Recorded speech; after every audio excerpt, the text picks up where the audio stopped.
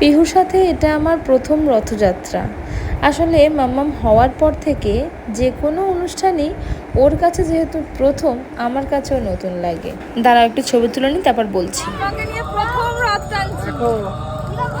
জানো তো, আমার একটা 3 তোলা রথ ছিল।